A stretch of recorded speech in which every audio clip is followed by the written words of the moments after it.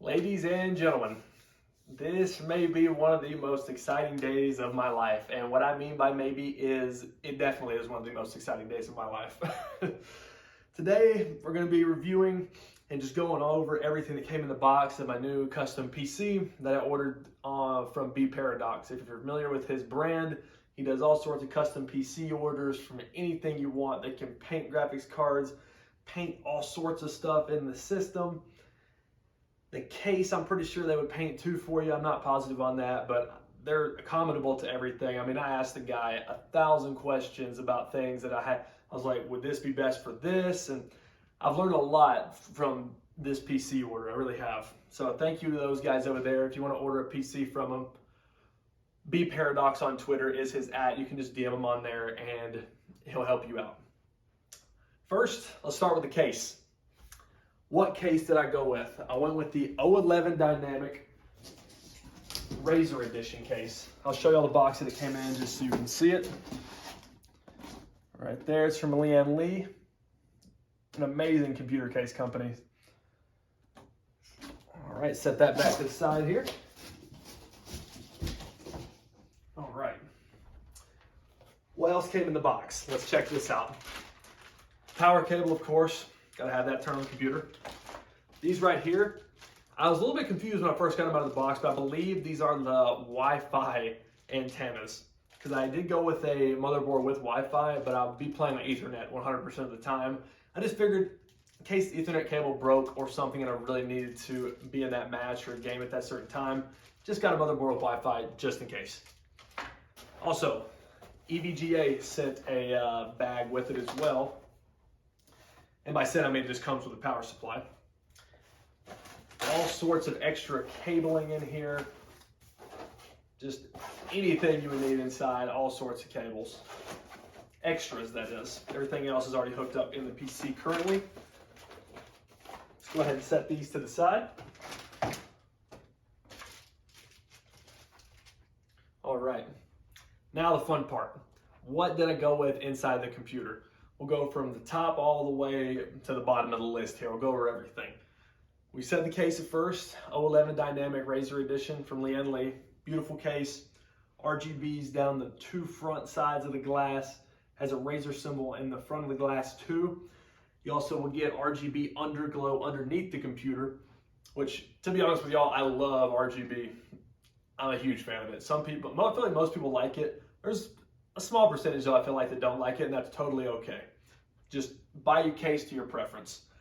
Now, CPU. What did I go with for the CPU? I went with the Intel i9 12900K. Very excited to use this one. 16 core count on it. What I'm coming from on my 6-year-old computer that I was gaming on until this one came in, it was an Intel i7 6700K. Big upgrade here. Super happy to try it out. Next thing on the list, we have an Intel Z690 MSI Edge Wi-Fi motherboard. I went with this board because from the research that I did in the Z690 generation, and to keep this in mind, I did go with DDR4. We'll talk about it here in a little bit, instead of DDR5. The DDR4 motherboards with Z690 series, MSI looked like the clear winner in my eyes. I love the Asus brand. And the Asus, I also thought about the Asus one, the all white one, but since I went with the black build, I ended up going with the MSI. And when I heard they, quote unquote, won the Z690 generation just from overall performance and just even has cool aesthetics too, in my opinion. You have a light up dragon on it as well. So congrats to MSI, you guys did a great job. Down the list we go, the NZXT for the AIO water cooler. Went with the Z73 360 millimeter rad, or radiator. If you don't know what a rad is, that's just a term they use in the computer world that we use. Liquid will be flowing. If you're new to computers, an AIO is a all-inclusive water cooler. It cools your CPU. So instead of having a fan right here, it has a screen on this one, and it runs water from these tubes to the CPU to cool. It runs them through the tubes up to the radiator up here with the 3 fans on top and expunges the heat that way, instead of having a fan there. a lot cleaner in my opinion. Water cooling versus air cooling, they both will get the job done, don't get me wrong, but I love how the water cooler looks inside of the system, so that's just what I want to go with. Next, we have a G.Skill 32 gigabytes of DDR4 RAM, and I went with the Trident Z Royal Elite 3600 megahertz CL14. I had to go with these. At first, I was with the Trident Neos. Not Trident Neos, the G.Skill Neos. I actually might be called Tridents. I'm not exactly sure. I have to 100% check that. I digress. Besides the point. I went with the Trident Z Royals Elites, and I had to go with these. They look incredible. It looks like you have diamond encrusted RAM in the system. Of course, they're not real diamonds, but it just looks incredible in the computer, in my opinion. They're right here. I went with 2 DIMMs instead of 4 DIMMs because if you go with 4 DIMMs, to my knowledge, the timings are not as tight. So you would have to loosen the timings up. I believe that's how it works. I'm not 100%. I'm still learning about this stuff myself, but I do have a good bit of knowledge under my belt. So I know it depends probably what you're running, but for my system here, it was better to do 2 DIMMs, DDR4. DDR5, it was a little bit hard to get your hands on. They did have it on hand, but I just wanted to go with DDR4 because it's more established. DDR5 is newer, and it takes DDR, from 2 to 3, 3 to 4, 4 to 5 now. I'd say a good 2 years for it to really get to a really good point in its life. If you have DDR5 now, it will still run great. But just for me, my personal computer, I wanted to go with DDR4 Z690. Next on the list were the storage. I went with 2 terabytes of Samsung 980 Pro NVMe M.2 drives. If you're looking for speed and you don't mind paying a little extra from an SSD to an M.2, definitely give it a try. Instead of having their drives plug in with SATA, it goes straight into the motherboard. It's behind the graphics cards right here on the lower side, so you can't really see it right now, but they'll plug right into the motherboard. They're almost as thin as paper. They're very little thin drives, lightning fast. That's pretty much the fastest you can get right now. If you want the fastest NVMe M.2 drives, I'm a fan of the Samsung brand. 980 Pros is what I went with. They've always treated me right. Samsung, that is the brand. Never had any problems with any of their stuff. Next on the list, we have a Nvidia graphics card. Now this is what I'm very excited about. The GeForce RTX 3080 FTW3. Now, I thought about this at first when I was first ordering the computer. I've always played in 1080p. I had a 3070 in the build when I first ordered it. And the order kept going along, and I kept changing stuff, and I was like, man, 1440p sounds really good. So I said, you know what? Let's go with the big boy. Let's get a 3080. Now, some people say, why don't you just go with a 3090? And for most people that know out there, number one, I believe it's roughly, I think it's $1,000 to $1,300 more dollars than this card. And the performance difference you get for that much money is roughly, and what I'll be playing is Call of Duty all the time, Warzone. I think it's roughly around 10 FPS, maybe 15 if you're pushing it, but it's not worth it. If you have a 3090, that is sick. But for me, I just couldn't spend the extra $1,000 or $1,300 knowing I'm only going to get 10 more FPS right there. That's how I was looking at it. Everything in the system will be overclocked too. With the gentleman that I bought it from, B Paradox on Twitter. If you need to ask him any questions about a PC or ordering one, he's the guy to go to. Did a beautiful job on it. Looks incredible. Thank you to those guys if you're watching. I really appreciate everything you did. You did so much for me. Thank you very much. Next thing on the list here, let's go with, I already explained the case. You know what it is, 011 Dynamic Razer Edition. Let's keep going down. Lian Li strimmers.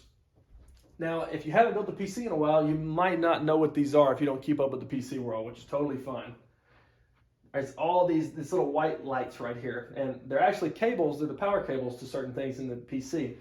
The GPU strimmer right here, so instead of just the regular black cables from the GPU, we have these strimmers that are on the front, and they have the cables on the back of them as well. So you get these cool LEDs just flowing around the computer. They just keep circling. It looks incredible. I had to go with them in there. The next thing we have is the Lian Li fan triple pack.